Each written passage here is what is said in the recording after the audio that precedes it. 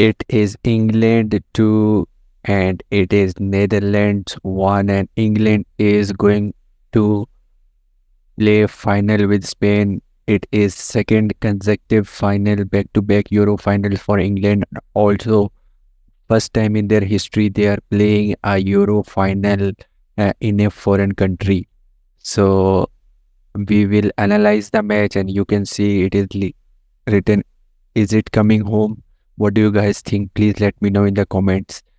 I don't think so it is coming home, as I think Spain are favorites, but it is a final. Anything can happen here. So we will discuss the game, the flow of the game. The first half was very entertaining, and in the second half the Dutch out of possession were in a low block, and it was very hard to for England to beat them. And also out of possession England were in a low block in a back 5-4-1 formation, so it was also very difficult for them to break them.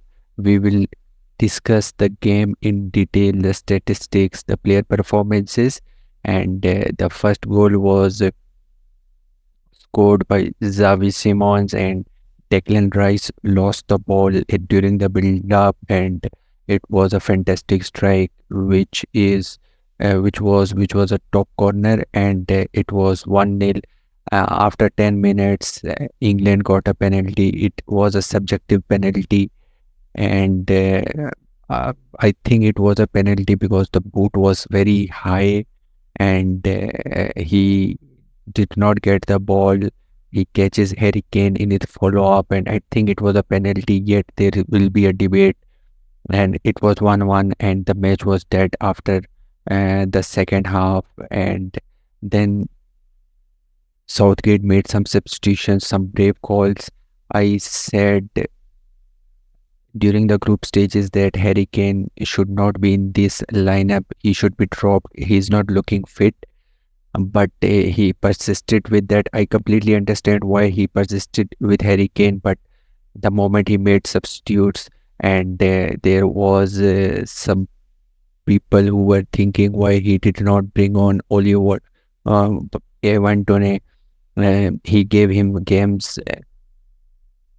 time in the last two games, but I think Ollie Watkins was the right choice for this because he was a runner running behind the defense, and that's why the goal came. And I think he should have made substitutes in the 70 minutes mark, because it was evident, and we all know Gareth Southgate is a reactive manager, and he will not make substitutes by preempting the situation. So that's what happened in the last game. That's what happened today. England are through. Now I will share the screen and we will talk about the game in detail and the player. So it is a Netherlands 2-1, as I told you guys. So we will see here the performance of Harry Kane was good in the first half, but in the second half they all fell down. Phil Foden had a wonderful goal scoring opportunity in the first half, yet he missed it, where Kobe Menu gave him the pass through this line, and he was one on one with the goalkeeper. He could not take the shot, yet he hit the bar one time, and he did a one shot on target.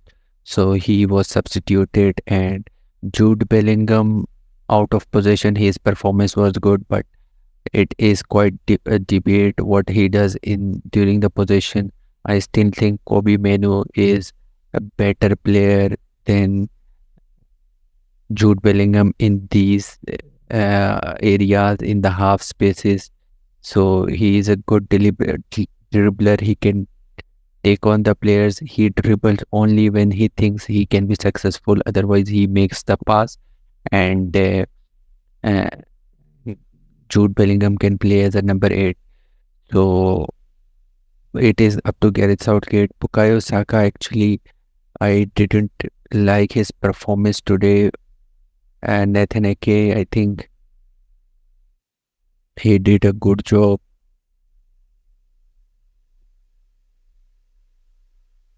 We will say accurate passes 74%, crosses 1 long balls, dribbles succeeded. So he did not try dribbling today because he was up against Nathan Ake. Ake is a good defender, so he could not let him pass.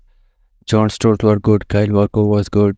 Trippier was substituted and Luke Shaw came in. Luke Shaw did not impacted the game as he used to, but I think this little game time will help him in the final. And Guehi was average. Pickford made a save. Fantastic. Harry Kane did well in the first half. Xavi Simons were fantastic. Cody Gakpo did not impacted the game. Reginers and Jody Schouten, they were also very average, and whole backline of Netherlands were average, and Depay was actually substituted. He was substituted by a it was a forced substitution, and a midfielder came in for striker, so that was giving them an extra space in extra body in the midfield, that was making England very hard for them to break them down. The goal that actually came, it was very important to talk about that goal that actually came for England. So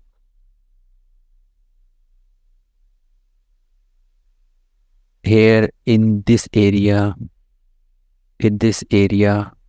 Kobe Menu wins the ball. He passed it to this area where the substitute was there, and the substitute was Cole Palmer, and he made a pass to this guy who was running in behind the defense. So that guy was Ollie Watkins. He was fantastic, and that was the shot, and it was a wonderful, very elite finishing, very elite finishing, and that was an elite finishing. And if we talk about the game,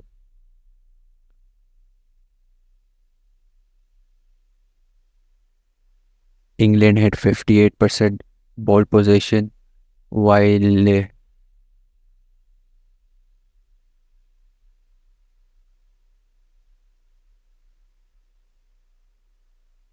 42% ball possession had Netherlands. Expected goal of 1.30, 0.56. So I think England defense did a good job in keeping the XG low. Big chances, two big chances. One was, I think, Phil Foden. I don't know the other one. And we will see Phil Foden's chance. This was a goal. The XG was 0.10. Ollie Watkins did wonderful. XG was 0.15 when Phil Foden missed, and big chances scored. England won. England missed one through balls, two through balls, and accurate passes, possession, final third passes. Everything was good. And Luke Shaw could not impact the game. Ollie Watkins did. Cole Palmer did from the substitutes. And Kobe Menu's position, we will see he was substituted in the last minute. Touches 51, 86% accurate passes, one key pass, two out of two long balls successful. Shots blocked one, ground duels 3 out of 3. Possession lost 8 times. He lost the possession, and the possession that he lost was not quite dangerous. Declan Rice lost a possession how many times? 10 times, and that was the goal that came from his possession loss. And we will see how much. 11 times. So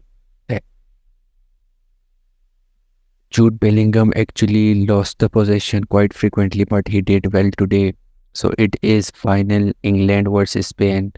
I think Spain are favorites because they are too good to be for England, and they deserve the victory.